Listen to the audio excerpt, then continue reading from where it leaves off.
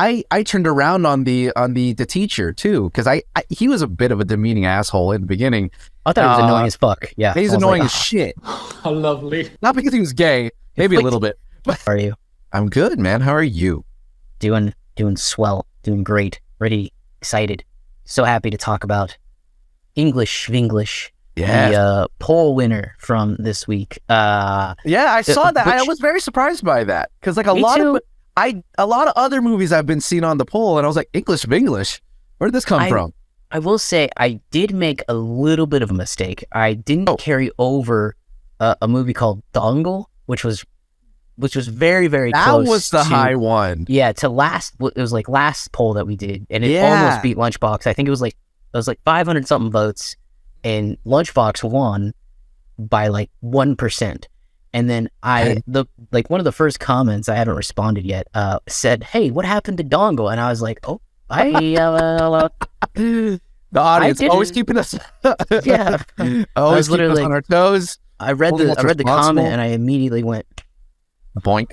So I guess we'll have to do that next week, or we'll put it back on the poll and do it. I mean, some people don't even want the polls. They say just watch everything, which, by the way, that's kind of hard to do because, there's a lot. The polls aren't necessarily for you. They're for us to pick one, or else we're going to be all over the place. We're going to be absolutely everywhere without you guys, so, But you guys, at the same time, I hope it's not too annoying, because it seems like you guys are voting, and we appreciate that. So that's really... very much so. Yeah. And very fun. And apparently, backgrounds do matter. They're not the most important thing, but backgrounds do matter. Can we have commentary really quick? Because I love the comments from last episode, dude. And when I mean the last episode, it was what do we do? Lunchbox. Barfy? Oh, Lunchbox. Jeez. What? I gotta give a shout out. This is what I need to be doing. I see this is how I need to be a better YouTuber at this point. I forget who this was, but if you're watching, I already know, because you're a big fan of our stuff right now. Mm-hmm. You mentioned, somebody said in response to the background, he's like, well, Ed's got like a schizophrenic background going, but it's fine. I'm going to have an epileptic shock. That made me laugh so fucking hard. And I shouldn't take it too much to heart. But at the same time, I don't want to send people to the hospital. So I changed it to a static background today. Hopefully it's less distracting, but still pretty. Last week, you had the damn DeLorean, right?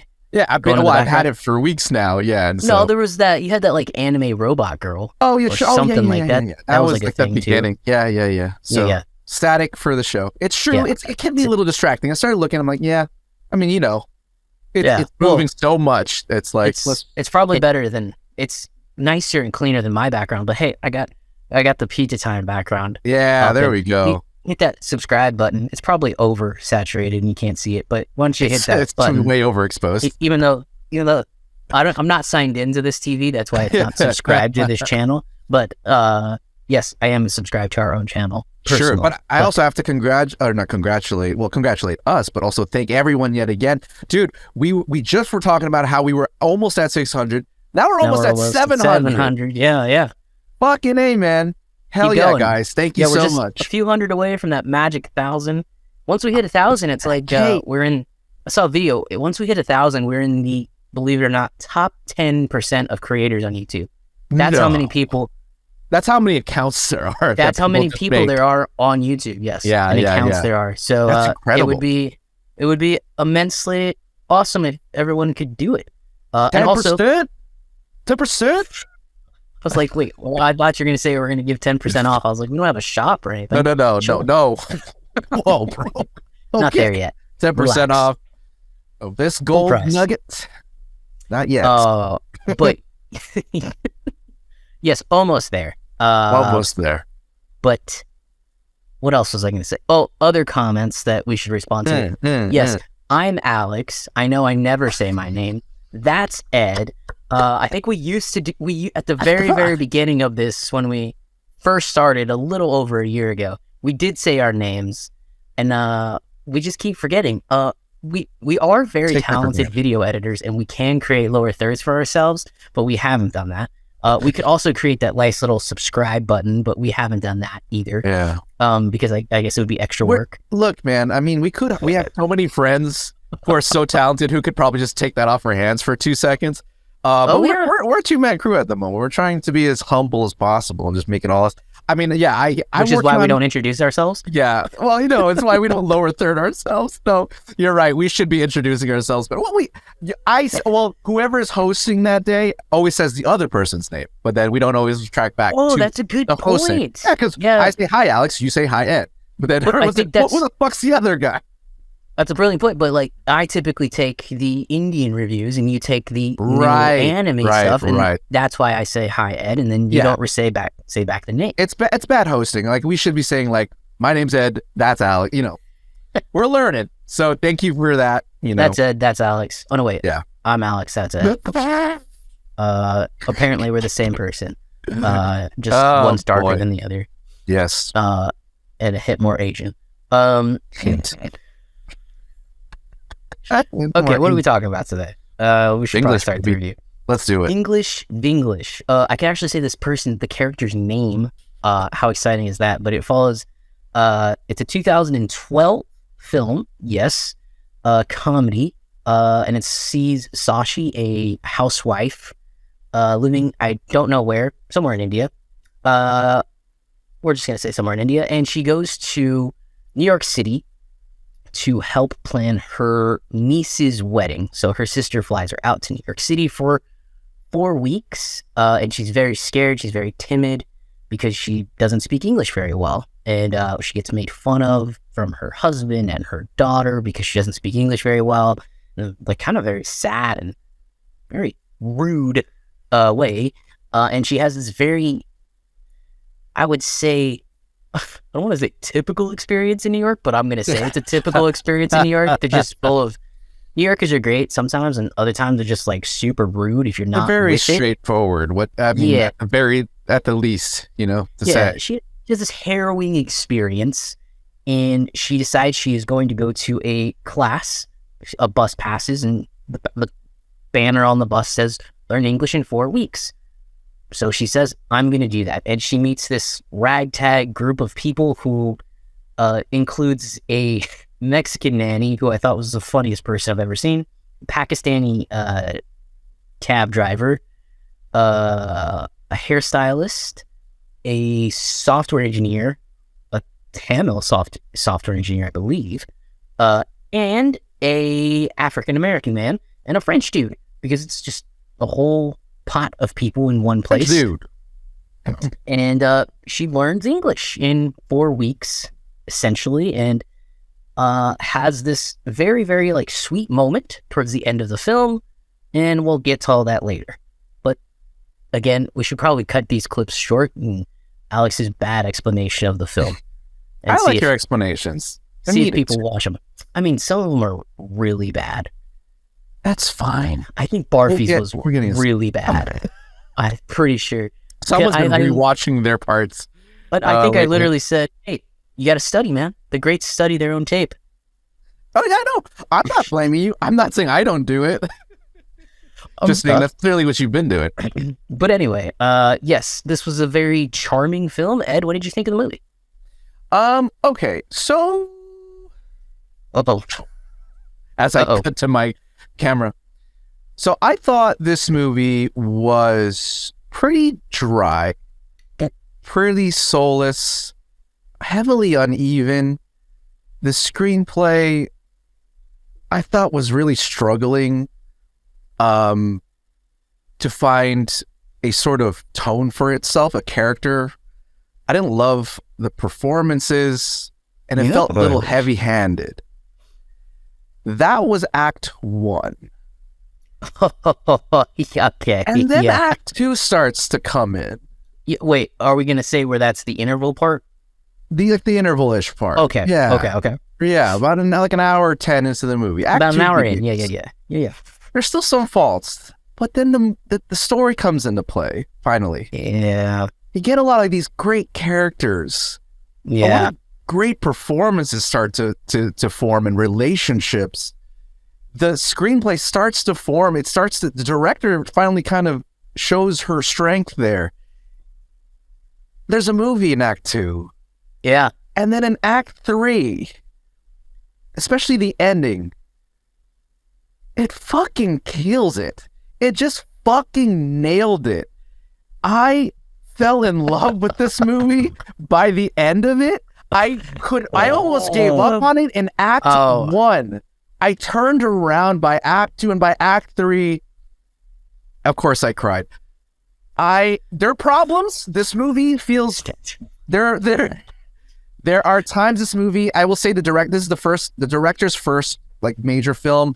Overall, it was, the filmmaking I thought was wonky and amateurish at times, but I have to say the director came back in when the script called for it, when the themes had to come together, when all the relationships had to come together, and she freaking nailed it. I think the director's name is Gori Shinde. Gori Shinde, sorry. Gori Shinde, yeah. Shinde, I think. Came together. I ended up really freaking liking it a lot. I was like, oh my God, do I really have to watch this movie again? Because like the first part I didn't love, but like everything else is so good. Right. Yeah, I think so. Yeah. So I actually really ended up really liking the movie a lot, but what a rough Yeah. How did you? So I'm actually gonna agree with you. Right, yeah. Like I was sitting there through the first like 30 minutes of the movie, and I picked up into it a little bit quicker than you did. Okay. But like the first 30 minutes to 40 minutes of the movie, I was like, yo, this is brutal. Is this movie just gonna be 2 hours of her family being absolute shit to her for 2 hours? Like, am I seriously about to watch this? And then for me, the movie clicked on and really kind of switched over when she meets the man on the plane and she's sitting next to him. And when he's starting to act out the movie, I think it's a Jake Gyllenhaal movie. I forget what it is. Source Code. Hate that movie. By the way, was Source Code Universal? Oh, clearly they got the rights. They're like, I don't know. Yeah. The words. Source Code. I was like, he's just ahead. Actually, that's fantastic movie, twist. by the way. Oh, Source Code is just so underrated. It's not a very good movie. I didn't like that movie. Okay, I don't like that movie. This isn't about Source Code. This is about fantastic. Yeah. Anyways, keep going. It is not a good movie. Anyways, fucking good. This is a good movie. When they meet each other on the plane and he starts acting out the movie and like all those like funny moments start happening and like the heart kind of starts to come into the movie and it becomes like more of a comedy, less of a drama. That to me is where it really picked up. Bingo. So yeah, and then like he has that like really nice. It was the first time in the movie someone said something nice to her, you know, and he has that nice thing. He said, "This is America. Welcome. Don't waste it. Enjoy your time here." And then, oh my God, he has that hilarious scene where he says, "I'm gonna spend money and help your economy. I can go back if you'd like." I was like, this. I wish I could say that to a customs person. At immigration, customs. At immigration, that's what line. it is. Yeah. That's so good. I agree. We just both travel, and it's like some of these motherfuckers just like, can you just try to make my day better? Yeah. Can you smile? Can you really smile? Like, I don't want to do this either, bro. Like, why do you work here if you? I don't want to talk to you. Yeah. So yeah. Such a great clapback. Such a great clapback. For me, that's where the movie picked up, and then. As you said, like once she gets into America, once she starts to take the English classes and basically like creates this own family of hers, this kind of ragtag family, that's when the movie starts to get good and really good. And then I would completely agree with you. The last scenes of the movie where she finally has the moment after everybody's like turning to her and telling people what she said, and she stands up and she says this great speech at the wedding. At the wedding, and basically her family realizes, oh, we've been terrible to her for years for no good reason, actually, without outing them. Right, without fantastic woman. Yeah, and that whole thing was amazing. So yeah, I agree. I think I would agree with you because I was struggling. I was like, the beginning. Let's talk about the beginning is brutal, and let's talk about the things we didn't like first. Because it'll be quick, just because I think again the rest of the movie picks up, but that beginning's brutal, man. And it's not brutal. It's brutal, I guess, on purpose, but it still just overstayed its welcome on a filmmaking level. I get it. We get it. We understand that you really have to freaking pummel this character, but after a while you start to get pummeled too, because it's just like, what is this? Are we really just gonna watch her get completely destroyed by everyone around her? Like, after a while you kind of get it. Yeah. And that started to dawn on me. I'm like, oh my God, is this really the movie? Like, just again, 2 hours of people being just absolutely ass fucks to her, and including her family. Her husband and daughter are shitheads. They're supposed to be terrible. It's absolutely terrible that I started to hate them so much. So a lot of the problem with the beginning is, I think of that balance. I think the focus was way too hard on thinking that we needed that much push to believe that, to get us on her side and basically get everyone else not on her side. So, and especially the English actors are so bad, and they're not only bad actors, they're evil people, but they're also bad actors. I just, at some point I'm like, what the I mean, you could at least made them good actors. So it just felt like she was trying a little too hard to hit, as if we've never seen that before. Like, we get it as Americans too, and also the script in general, I would not say is particularly the best screenwriting of all time. Overall, it's very uneven. A lot of times uneven, can be a little generic. Like, a lot of things that the characters say we've heard before. No, but that's okay when you have good filmmaking. Again, once Act 2 and Act 3 and a script that's a screenplay, at least, that's moving and good, it's okay. But in the beginning, it suffers really heavily, just because, again, that bad sort of screenwriting starts to come out, because everything around is just so like it's not so great. So that's the problem with the first part of the movie. And however, I will say it did pick up with the man on the plane. That was funny as shit. I was laughing my ass off. So I was dying. It was still entertaining. But it didn't really pick up for me really until she took her first class. Until we see her interacting with her chosen family at the class. That's when it was like, okay, now I'm in. This is good. Yeah. I would completely agree. I don't think I can add anything to it, because I would just completely agree with how you sum that up. Like, it's just, again, like, just they pummels her for too long. It didn't need to be that long. Like you said, we get it. She doesn't know English. Her daughter is embarrassed to be around her, even though, it's a silly reason to be embarrassed. I mean, maybe our audience can tell us if it is a silly reason. If your parents don't speak English. I mean, I get that part. I forget her daughter's name. I'll just call her Shithead, because that's what she is.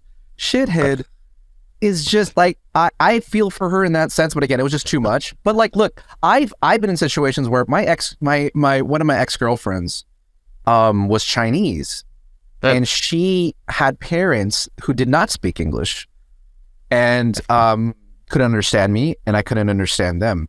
And my ex-girlfriend would be, she would be embarrassed. Feel a little embarrassed, because it's like, well, how am I supposed to talk with them? How are they supposed to talk with me? How are we supposed to sort of make this thing go? And so I understand that, especially when you're young, you don't know how to deal with that kind of stuff. I didn't know you had an ex-girlfriend. You've been with Geisha for like 50 years. I know. Well, I've been with Geisha since I was 20. I still had a life before 20. And this was like a high school thing. I was how old was that? Like 17 at the time. We don't have a life before 20. I know. Anyway, I forget it. But anyways, so I that's real. That's definitely real. And when I would go to parties, like I went to one of their big family parties, and I felt like no idea. Completely like Shashi, where I just like I didn't know what to do. I felt so outcasted. Not purposefully. It's just how it is. There's a language barrier. Yeah. And so that all makes sense. But again, just felt a little too. It was too pummeling. I thought too pummeling. Yeah. Too much. Way too much. Especially because I think she does a really good job of kind of making you, and maybe this was the point of the too much, making you feel for the character. Making you feel sad for her, making you feel like but I never had that, so I never felt like a connection in that way. Oh, so I see. Again, so yeah, Sure. the pummeling for me was just like, okay, I get it. You got it. I already like this character. She's charming. She asks the teacher for banana chips, right, which is very sweet and kind of funny. And and then you get so embarrassed by her. And it's like, well, it's just your parent. You don't need to get embarrassed. I think what could have fixed the intro was if they did start with her already going to America. Yeah. Like if it started off with her, that way we can sort of understand I think we would be better placed as a audience of where the movie was maybe going if we understood. Oh, okay, she really doesn't know English. Not only that, it's like a fish out of water story too. So it's not only more entertaining, but you also get entertainment and you get the sort of the gist of where the movie's going at the same time. And then they could go back and retell a little bit of the. I was gonna ask that. Would you have them go back with flashbacks, or would you? Because I would say just cut all that out and just have it, kind of relayed to you through phone calls. I would. They make fun of her of when she says entrepreneur, and they make fun of her in the way she says it. Things like that. When they're in the city and they see the jazz sign and they make fun of the way she says jazz, and exactly. I think you could cut out that first 30 minutes, pick it up from the plane, and just be. I agree. I think there's a better way to consolidate that, and on paper that might have worked, but in the end product, I felt like it was I just went for too long. So I mean, you have ice, but you cut that out, you have an hour and 45-minute movie, and it's just as good as Lunchbox. 100%. I mean, again, the intro was just way too long. They could have cut out a lot of that, consolidated into that. Because again, there's a point where you go, okay, I get it, which means okay, you can cut that stuff out for sure, 100%. So cool. Okay, so moving on, let's talk about things we did like. Where do we start? I mean, obviously, I think we need to start at Act 2. Let's start there. Let's start with the first class. Yeah, and her.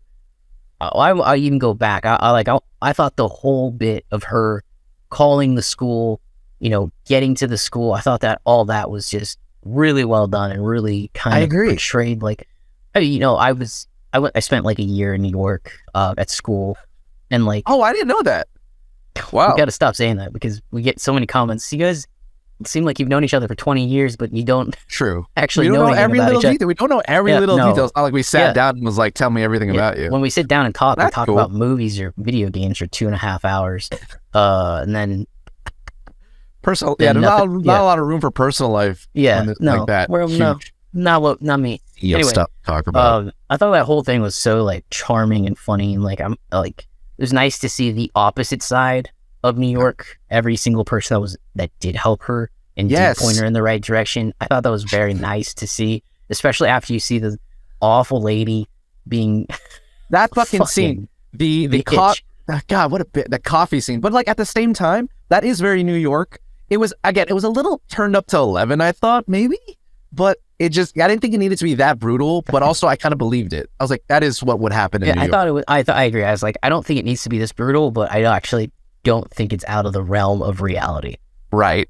I think it is like that. Look, New Yorkers are like that to their own people. Are they really that terrible to foreigners? At some point I was like, you understand this person does not know English. I mean, look, that is probably true. I'll tell you that, but I don't, is it as common? I don't know. But again, I just felt like, okay, we get it. I just This lady's about to break her leg from words. Please stop. We get it.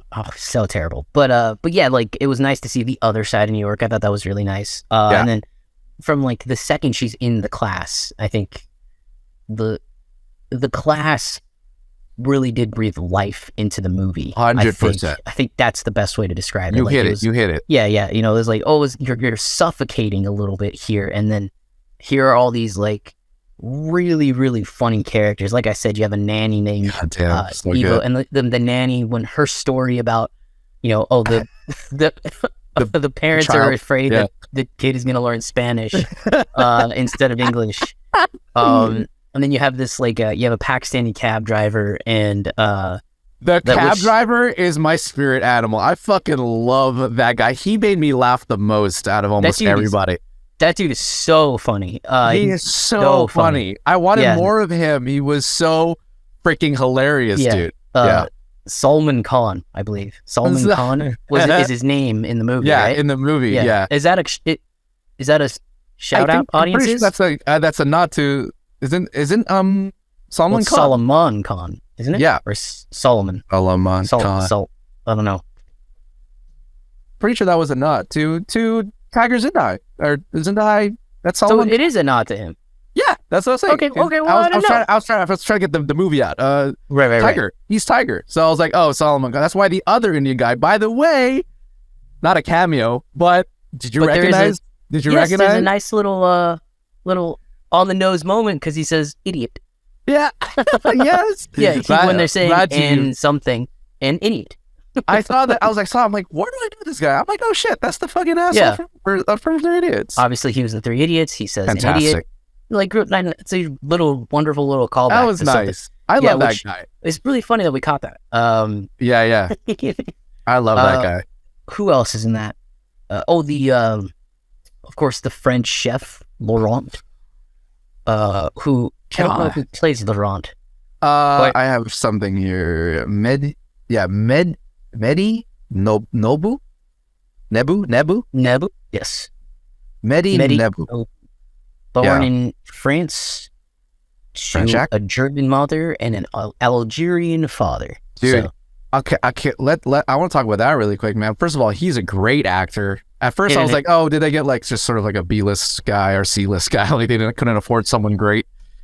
No, but he fucking shows up. He's fantastic, especially towards the end when like they really start to, you have to sort of feel for them. He brings it. Like the entire group of actors from the class are better than the almost all other actors in the movie, to be honest. Yeah, they really are. And I'm glad they nailed that, because if they didn't bring great actors for her, her pseudo family, that I don't know if it would have worked as good. Right. But all of them were fantastic. I really thought the casting there was great. And do you want to go into that love story? Because I really want to. Let's go there now. Yeah, let's go there now. Because I didn't know about you, but I was like, where is this going? Yeah. I was like, wait a minute. She's married. Yeah. Eventually he's coming. Yeah. Where's this going? Is she gonna leave? But I you go first.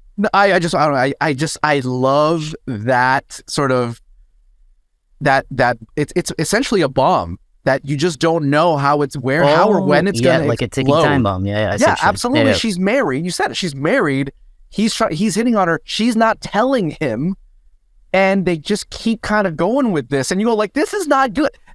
You love them together. You want them to fucking fall in love, right? But this cannot end well. So that aspect of the movie I thought was fun and really inventive. I think you rarely ever get to see that. But and then we'll talk about the ending. But like handled that was a really well handled relationship. Talk about it. Can you just talk about it, because the love story kind of like fits into it. Well, I think okay, it's not your typical love story is how you say it. Right? Absolutely not. Well, at the end, Shashi acknowledges it. She's like, look, it wasn't about love. I was trying to find self-respect for myself. Like, I think she liked the guy, right? Yeah. But I don't think she ever really seriously considered being with him. Right. You know what I mean? Which is like really fantastic for a character to sort of, because I think in most American movies, that bitch would cheat. Yeah, they would fall in love, and it would be okay. Yeah, at least kiss. Yeah, I would agree. What integrity? 100%. Yeah. Integrity of Shashi. I fell in love with. I was like, that's fan-fucking-tastic. Like, look, I get it. A little small kiss happens every once in a while, but I love the fact that we have a character here, a woman, who doesn't fucking have the integrity to say, no, I'm not going to do that. I'm not going to fall into that. I'm going to stay with my values. Okay. Fucking love that. That's so good. Yeah, and I like you said, like she says, it's not about love, but it kind of is, because it's about self-love, right? That's the whole thing. Is that like, I think, and it was a nice way to like kind of tie off the story and basically say, oh, here's what this was actually about. It was about finding enough respect in myself to stand up to my family, finding enough respect in myself to love myself, because she has that like really, really epic speech at the end, which, I mean, so freaking good, that monologue, right? Where she basically says when you forget to love yourself, you start to hate things around you. Your whole world falls apart. And it's until you can realize that it's you who has to, find love back in yourself, the stuff around you isn't going to get fixed. It's not the stuff, it's you. And like, I think that's just like a very like, it's a reason you like love the movie. The message is fantastic. Yeah, that's what saves the movie. Like it really saves it a lot. You get it? Yeah, I mean, it goes from just like, it goes from me saying this is just a fun comedy to saying, oh, this is a very poignant and great story that should be watched and enjoyed by many, many people. Like absolutely, it's a great important story to tell. Yeah. Again, I can't stress enough how incredible that message is. Like everyone wins at the end. Like even the shitheads, and like the kids and the dad get all. Even at the end, she's saying, family respects each other. They love each other. Even knowing that that's not what she receives from the people right next to her. Yeah. But she knows that if she just explains it, that if it's true, the love that they have for each other is real, they'll understand. Mm-hmm. And you don't completely, you don't completely believe that perhaps the dad and the sister they haven't shown it yet that they will follow through, but it's enough.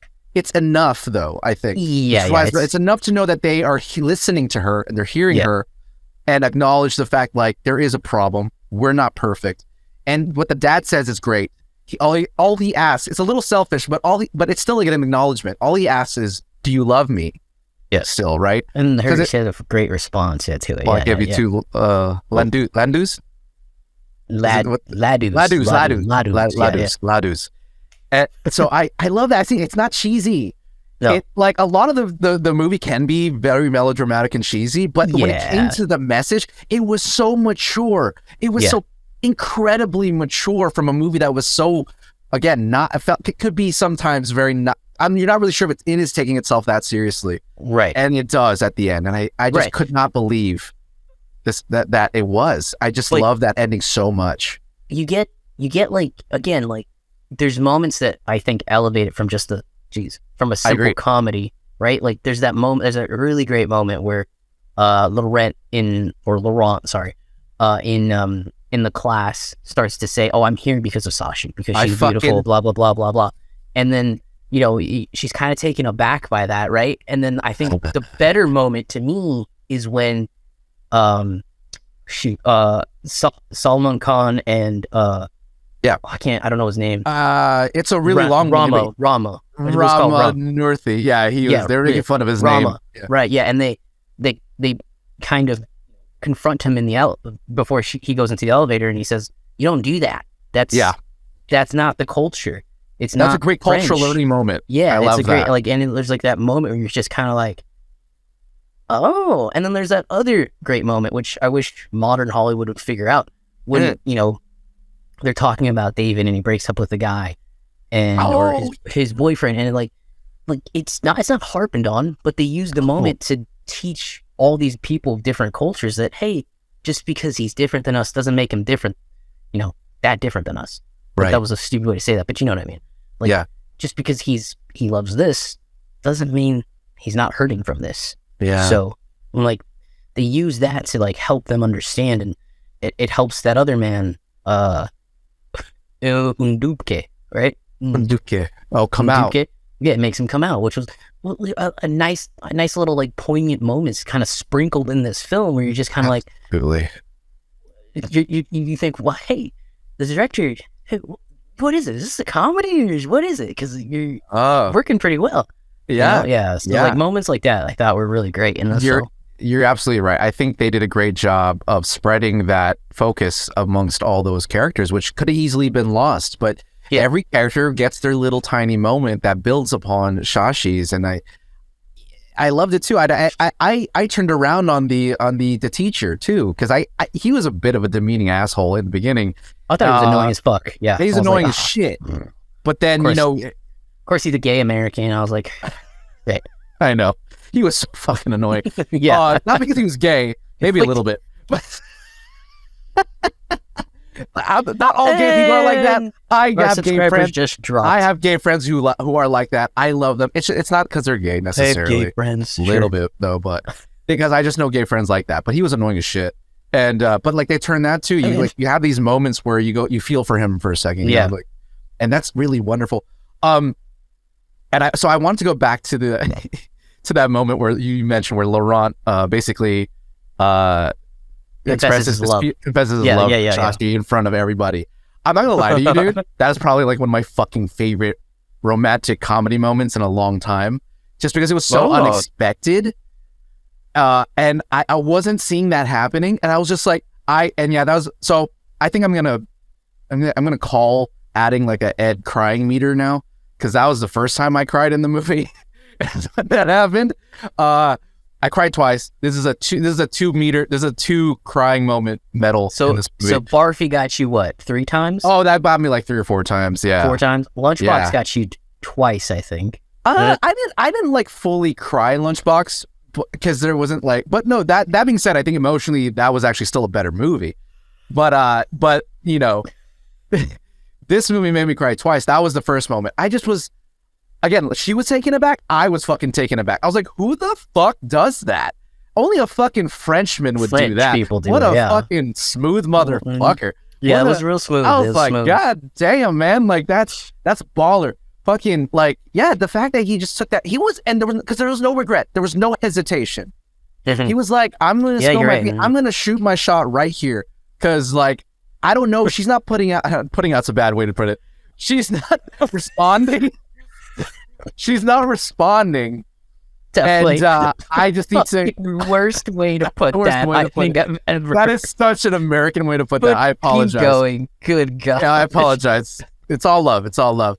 But he just puts it all out, and like he's unrelenting, and I loved it. It was so with his character, and again, it's just a great moment too, because it's a learning moment between each other, right? Yeah. And so the build up to that was just so great. I just wasn't expecting it, and I loved it. Such a great.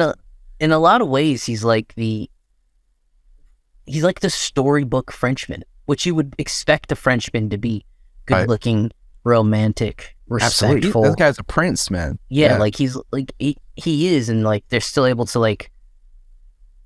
It was just nice to see that type of character. Yeah. Like we're not going to overcomplicate him. He's going to be what we want him to be. No, but because that's the character that Shashi needs, though, right? Yeah, he's the complete purpose. Yes, to shithead.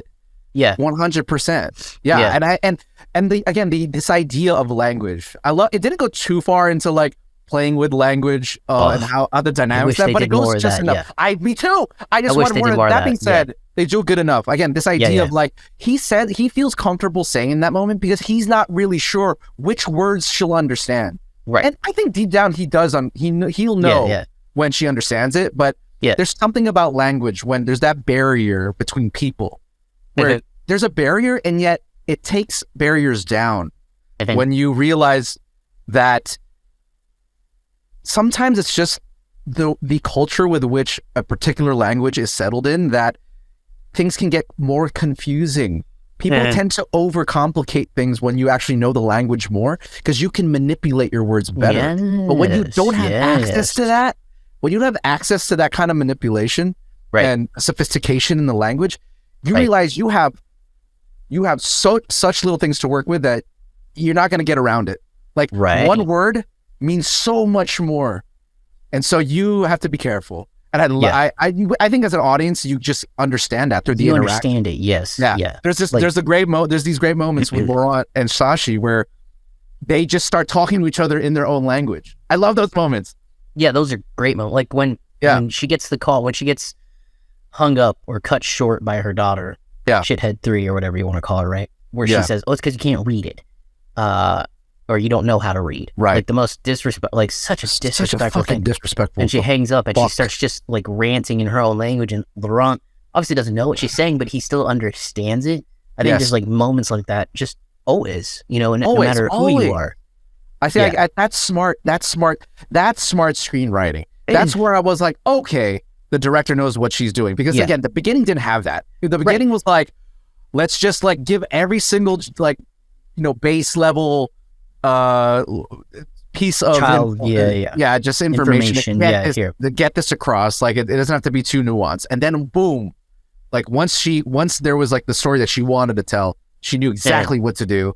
And then it just really kicked in. So there's moments like that. I'm like, that really, as you said, elevated the movie far past where I thought it was gonna go. Yeah, and that's just a real testament to like, and I don't know what, but it's like fantastic. You know, kind of like bookend our thought on that. Like that's why you don't need the first 30 minutes of the movie, because you have that moment, and then she used that moment to like convey that these two people who don't speak the same language can still understand each other and understand what they're going through, and you can still have the character like develop. So absolutely. And I also want to give a shout out to the actors. So Sridevi, I believe is her name, as a dog is getting really pissed off. Is that a dog? That's my mom's dog. Yes. Oh, okay. Yeah, that's my mom's little dog. Okay. Nothing I can do. Keep going. Yeah, that's fine. So Sridevi, I think she did a fantastic job. What a tragic story with her, though. Do you know about this? Do you know this actress and what happened? I read a little bit about her. No. Well, she's passed. She passed away back in 2018, was it? Dude, what? So sad. And she passed away in 2018 due to an accidental drowning in her home in Dubai. No. My heart sank. I was like, oh fuck, I'm not gonna see her in anything else, at least moving forward from that movie. I was like, that sucks. And what's even more interesting is that she's an actress who she had like a humongous hiatus before English Vinglish. English Vinglish was like her pathway back into movies. She died when she was around 54, I believe. And so she had a very extensive background in filmmaking already before that, but she took a hiatus. I don't know exactly why. I didn't read too far into it, but she did. Yeah, she hadn't been around in a while. And then she came back here, and then she did, I think, maybe one more movie or two, and then she died. I was like, fuck. Super interesting. Wow, that's incredibly sad. Yeah. That's not something I was expecting to hear today. But no, neither. Our followers have always commented about a lot of like Shah Rukh Khan and some of them. I guess they all take big long hiatuses at times. It seems common in some way. I feel like they pump out a lot of movies, and because you look at like Salman Khan or somewhere, right? And you just think like you look at his filmography for 1 year, and he'll be like in 4 or 5 films. Like right. This year alone, in 2023, the dude's gonna be obviously in Baton. He's going to be in Tiger 3. They kind of already confirmed that. He has Jawan, and then he has another one that a lot of people.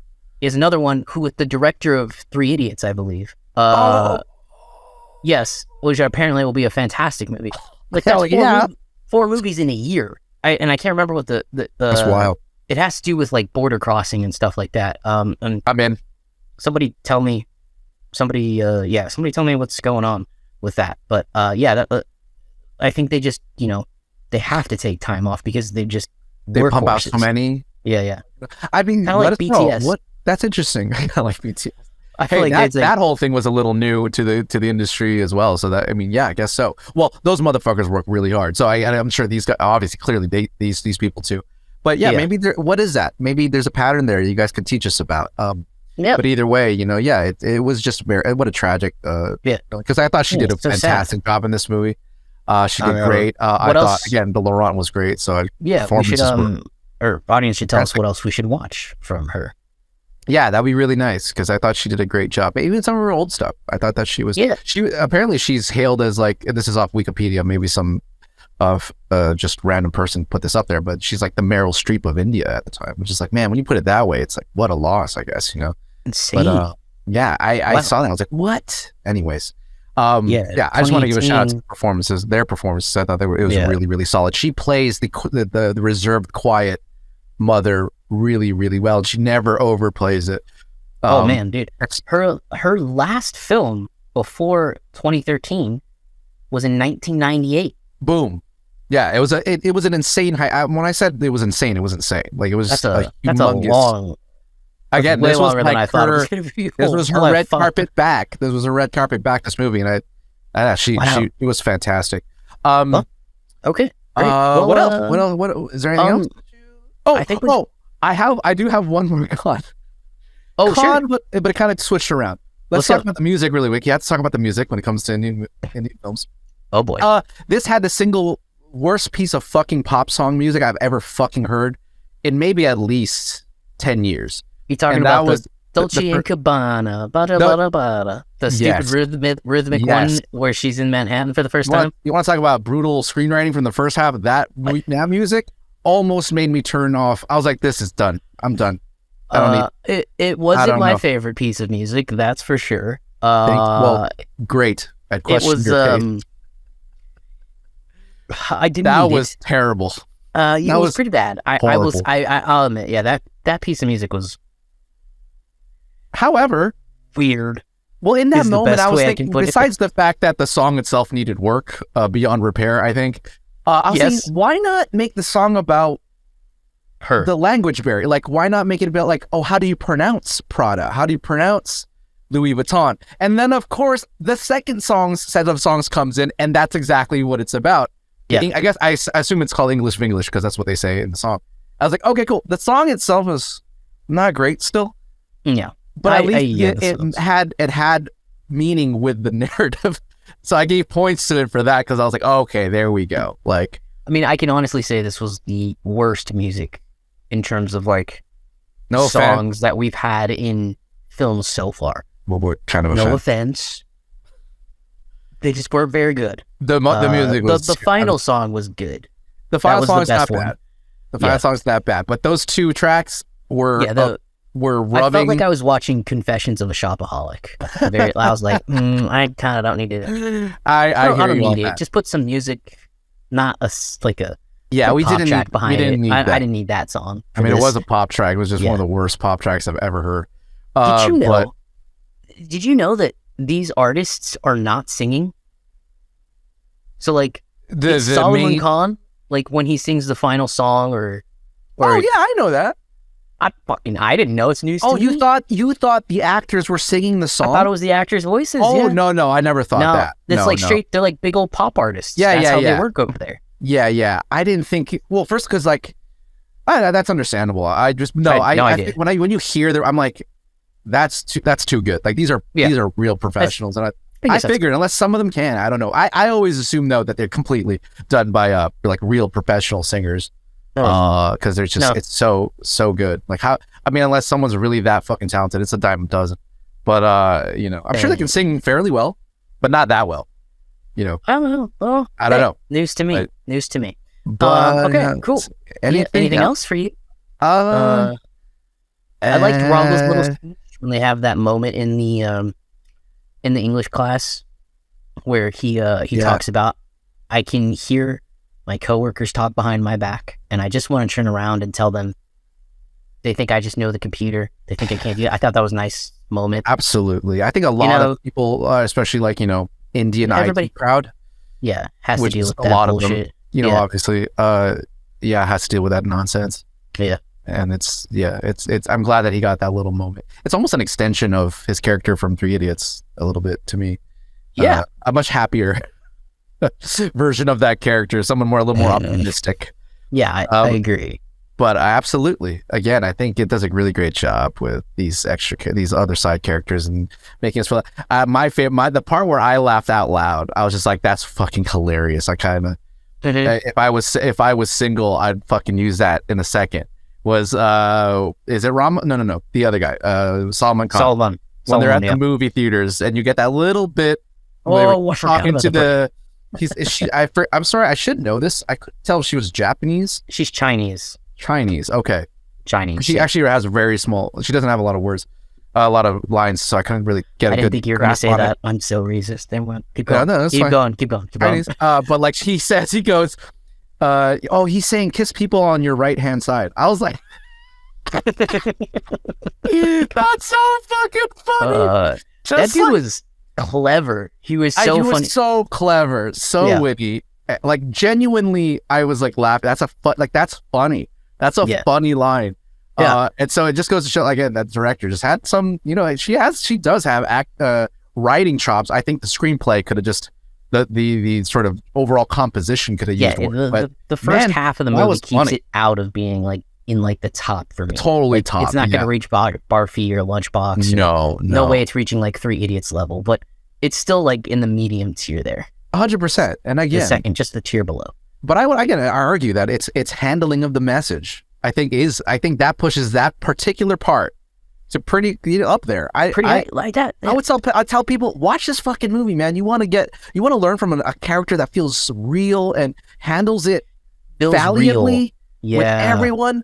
Like really, like she's like one of my favorite like female representations of a female character in Indian films right now, because she had so much integrity, man. I fucking salute that, dude. That's one of the hardest things to find in people in general, is just integrity. People who know their values, who even when they're rocky, even when like you're not sure, like she fucking brought it. She never once went over the line. Even when this fucking handsome, beautiful man's just throwing himself, like just throwing the dick in your face, just like, come on, like, you know, like he's making it the easiest, just doesn't fucking give in. She's awesome. She's just awesome. Anyways, yes, that's a good place to stop that. Yeah, that was great. Yeah, I like stopping with the throwing the D in the face. So don't do that. By the way, don't try not to do that. Not in But anyway, as my computer's getting ready to explode. You won't hear that because we'll audio edit the episode. Thank you, as always, for liking, subscribing, and commenting. Can't wait to hear what you guys think about this one. Yeah. Like you said, keep subscribing. We're almost at 1,000, so it's kind of crazy. Let's get that 1K. That 10%. Yeah, but for everybody that wants to know, that's Ed. I'm Alex. Let's peek the